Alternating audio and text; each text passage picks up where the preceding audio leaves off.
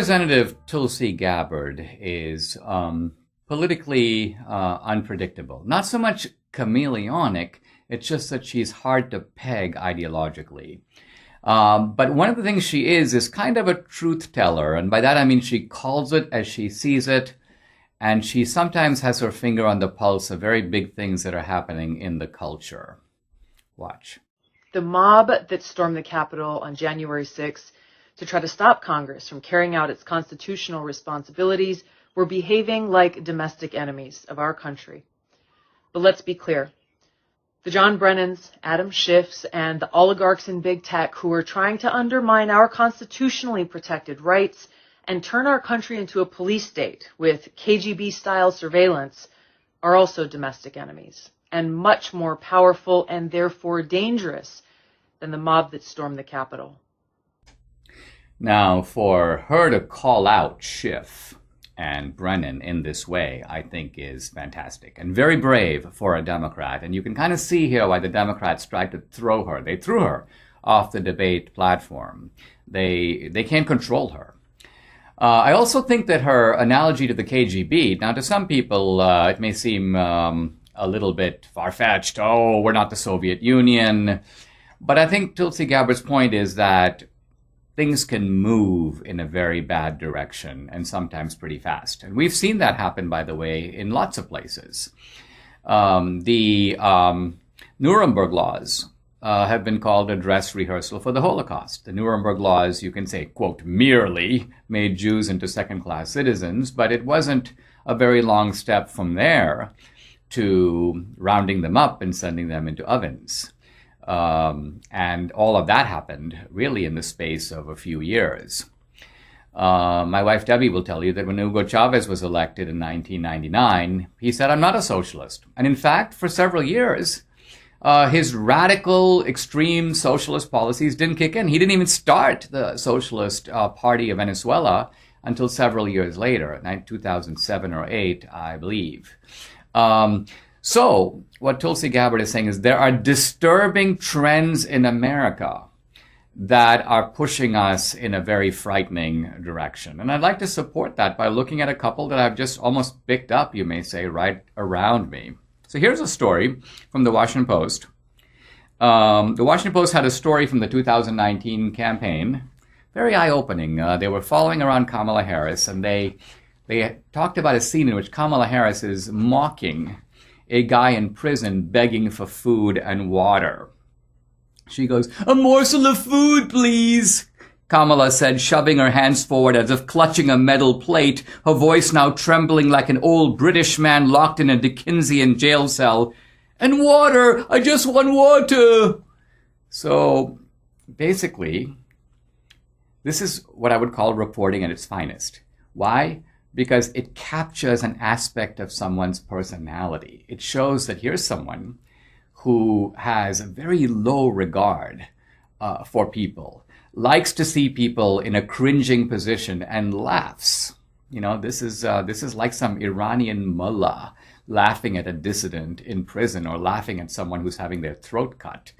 It's a disgusting side of Kamala Harris, and there it is in the Washington Post. So, here's the key point of the story. The Washington Post went back and deleted that anecdote. This is called erasing history. The problem was the anecdote was too telling. Saint Kamala is now in the White House along with Biden.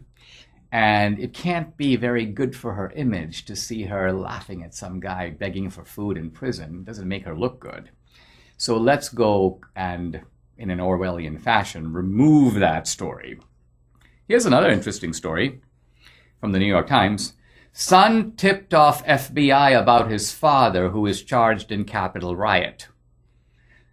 Quote, "I put my emotions behind me to do what I thought was right," says Jackson Reffitt. The guy turns in his own dad. And he goes, "I put my emotions behind me." This is not just your emotions.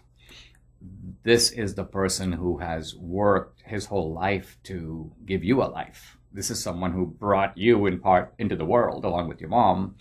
This is somebody who has made untold sacrifices for you, sacrifices they don't expect to be reciprocated. There are other cultures where parents look after the kids, but the kids are then expected to look after the parents. That's not the case in American culture. But is it too much for a parent to expect a modicum of respect, a modicum of gratitude? But no, you've got this kid who not only does something horrible, but feels good about it. This is right, I'm going to quote now directly from Orwell. Nearly all children nowadays, we're talking now about in the world of 1984, of complete tyranny, nearly all children nowadays were horrible. What was worst of all was that by means of such organizations as the spies, they were systematically turned into ungovernable little savages.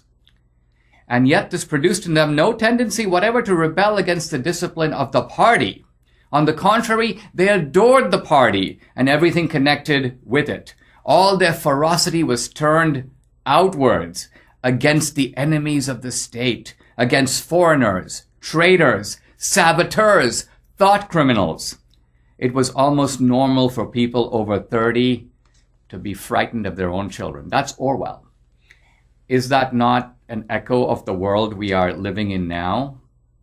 And then we have censorship. Censorship not just in digital media, but censorship, proposals for censorship of all media. Here's Anand Giridardas, a fellow Indian. It's always exasperating for me when fellow Indians reveal themselves to be unbelievably stupid and tyrannical. They're ruining the reputation of Asian Americans and Asian Indians in this country. We're supposed to be nice people. We're supposed to be funny. We're supposed to be smart.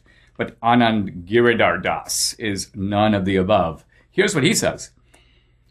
Is it time for this question to be front and center? Should Fox News be allowed to exist? This guy literally thinks it is a government decision whether Fox News should be allowed to exist. So private media companies should not be allowed to exist. Why? Because according to this clown, from his point of view, they're putting out misinformation. Obviously, who gets to decide what misinformation is, Anand? What if we decide you're putting out misinformation? Should we, some collective we, get to shut you up? Oh, no, Dinesh, I'm a very clever Indian. I'm putting out very thorough information. So this is the voice of tyranny speaking. This is what Tulsi Gabbard is warning about. And my only advice to Tulsi is, sadly, it is your side. It is the Democrats who are leading this effort. And so, since you are already onto them, I'd like you to think about exiting that side and joining the side of freedom.